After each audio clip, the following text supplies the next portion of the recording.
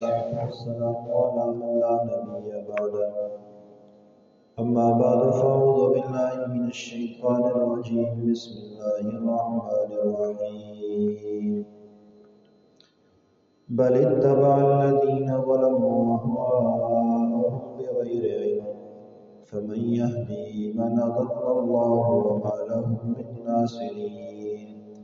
فأقم وجهك للدين حنيفا فطرة الله التي فطر الناس عليها لا تبديل لخلق الله ذلك الدين القيم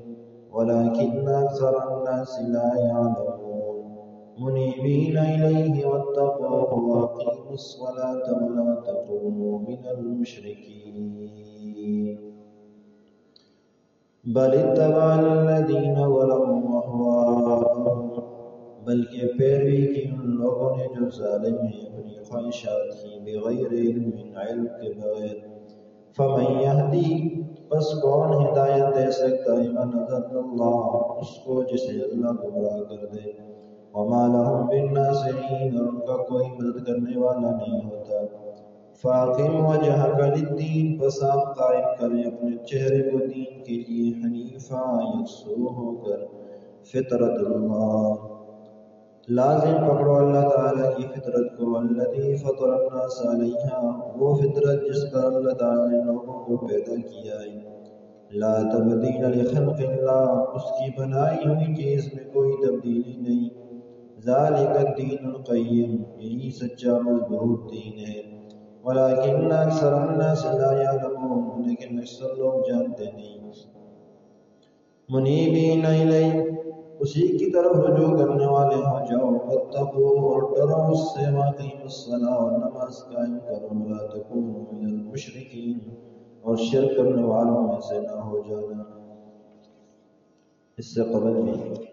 اللہ تعالیٰ نے ایک مثال کے ذریعے سے شرک کی تردید فرمائی اب آگے فرمایا کہ یہ جو لوگ مشرک ہیں اللہ کے ساتھ غیر اللہ کو شریک ٹھہراتے ہیں ان کے پاس اس شرک پر کوئی جواز کی دلیل موجود نہیں ہوتی یعنی اس بات پر کوئی دلیل نہیں ہے کہ یہ لوگ جن کو اللہ کے ساتھ شریک ٹھہرا رہے ہیں اللہ ان کو اپنا ثانی شریک بنایا ہے یا نہیں بنایا اس پر کوئی دلیل نہیں ہے ان کے پاس تو پھر یہ کیوں کرتے ہیں تو فرمایا بل اتبع الذین ظلموا اهواءهم یہ بس اپنی خواہشات کی پیروی کرتے ہیں ظالم لوگ اپنی خواہشات کی پیروی کرتے ہیں یہاں ظالم سے مراد مطلقاً ہر ظالم بھی ہو سکتا ہے اور خصوصی طور پر ظالم مشرک بھی ہو سکتا ہے اس لیے کہ شرک بھی کائنات میں سب سے بڑا ظلم ہے سورہ لقمان میں آئے گا ان الشرک لظلم عظیم شرک سب سے بڑا ظلم ہے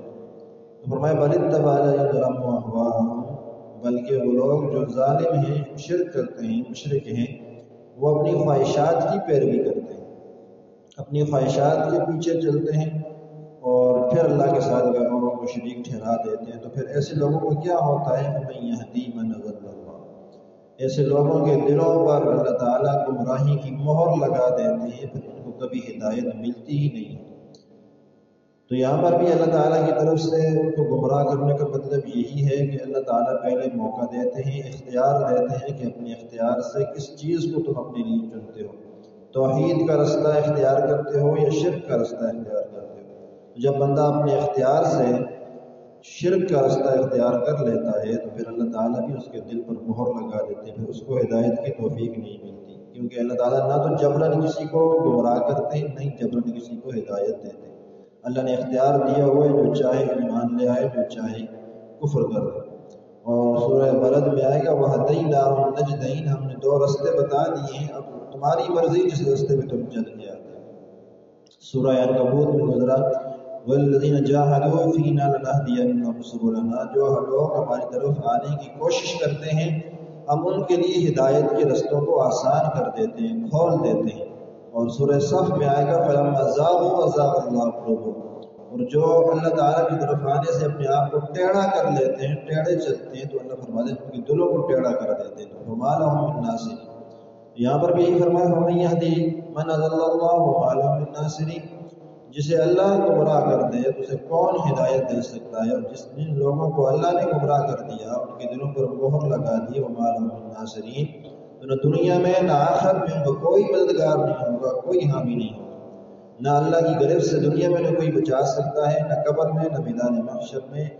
کوئی بھی ان کا مددگار نہیں ہوگا، کوئی بھی ان کا حمایتی نہیں ہوگا۔ آگے جب بھی حضور علیہ السلام مشرکین مکہ کو سمجھاتے تو لوگ مانتے تو نہیں تھے، تو پھر اللہ تبارک و تعالیٰ نے حضور علیہ السلام کو آگے تسلی دی، فرمایا کہ محبوب آپ ان مشرکوں کے اعتراضات کی پرواہ نہ کریں، بس آپ اپنا کام سر انجام دیں، جو کام آپ کے ذمے لگایا ہے پیغام پہنچانا، وہ آپ پیغام پہنچا دیں، پھر اس کے بعد آپ اپنے آپ کو ٹھیک رکھیں، فاقم وجہک للدین حنیفا، بس آپ قائم کریں اپنے چہرے کو دین کے لیے یکسو ہو کر، یعنی آپ یکسوئی کے ساتھ اللہ تعالیٰ کے احکامات کو بجا لائیں، پورا کریں، تبلیغ بھی کریں، اپنی عبادات بھی پورا کریں، باقی ان کے اعتراضات کی، ان کے نہ ماننے کی پرواہ نہ کریں، جو مانتا ہے مانے، جو نہیں مانتا نہ مانے۔ فطرت اللہ التی فطر الناس علیہا، اس فطرت کو لازم پکڑو جو اللہ نے، جس فطرت پر اللہ نے لوگوں کو پیدا کیا ہے۔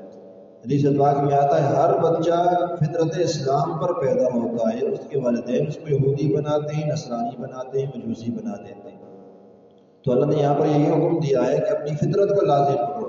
کہ پیدائشی طور پر، فطری طور پر ہر بچہ مسلمان پیدا ہوتا ہے، لیکن جب اپنے والدین کو دیکھتا ہے، ایک ماحول کو دیکھتا ہے، تو پھر اس کے مطابق بن جاتا ہے۔ یہودیوں کے ماحول میں جو ہوتا ہے یہودی بنتا ہے، عیسائیوں کے ماحول میں ہوتا ہے تو عیسائی بنتا ہے، مجوسیوں کے ماحول میں پڑتا ہے تو وہاں پہ مجوسی بن جاتے ہیں، لیکن پیدا فطرت اسلام پر ہوتا ہے۔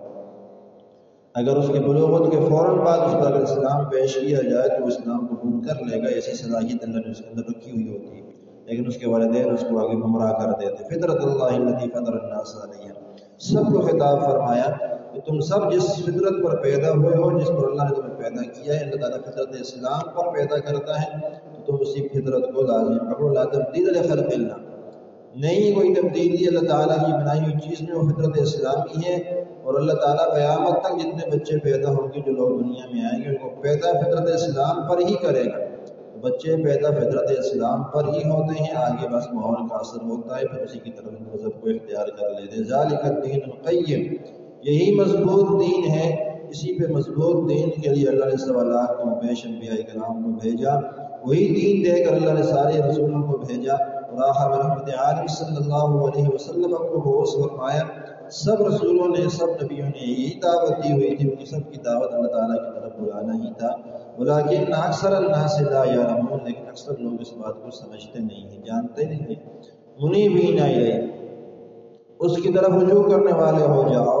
واتقوا، اور اس سے ڈرنے والے بن جاؤ، واقیموا الصلاۃ، اور نماز پڑھنے والے بن جاؤ۔ دیکھیے یہاں پر ذکر ہوا منیبین الیہ، اس کی طرف رجوع کرو، واتقوا، اور اللہ تعالیٰ سے ڈرو، اور ڈرنے کے بعد سب سے اہم حکم دے دیا واقعی الصلاۃ، کہ اگر تمہارے دل میں اللہ کا ڈر ہوگا تو پھر تم نماز نہیں چھوڑو گے، تمہیں نماز پڑھنی پڑے گی۔ جو بندہ بالکل بے فکر ہوتا ہے، بے پرواہ ہوتا ہے، اللہ سے ڈرتا ہی نہیں، نمازیں تو وہ چھوڑتا ہے۔ جو بندہ اللہ سے ڈرتا ہو، اس کے دل میں اللہ کا خوف ہو، تو سوال ہی پیدا نہیں ہوتا کہ وہ نماز کو چھوڑ دے۔ واقعی الصلاۃ، اور نماز قائم کرو،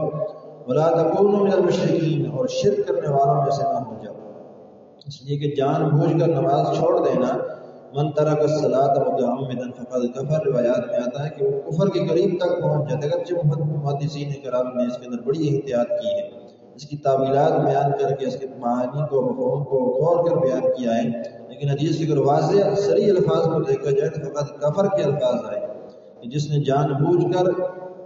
جائز سمجھتے ہوئے نماز کو چھوڑا، کہ جی کوئی پرواہ ہی نہیں، نماز کی کوئی اہمیت کو سمجھتا ہی نہیں، فرضیت کو سمجھتا ہی کچھ بھی نہیں ہے، پھر تو وہ اسلام سے خارج ہو جاتا ہے، فقط کفر۔ لیکن اگر کوئی بندہ سستی کی وجہ سے جان بوجھ کر نمازیں چھوڑ رہا ہے تو محدثین کرام فرماتے ہیں وہ نماز کفر کے قریب ہو جاتا ہے۔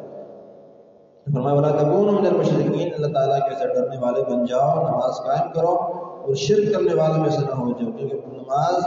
خالص اللہ سے مانگنا سکھاتی ہے۔ نماز میں بندہ خالص اللہ کے حضور جھکتا ہے، اسی سے مانگتا ہے۔ جب تم نماز پڑھنے والے بن جاؤ گے پھر تمہیں غیروں کے در پہ جھکنا نہیں پڑے گا۔ اللہ تعالیٰ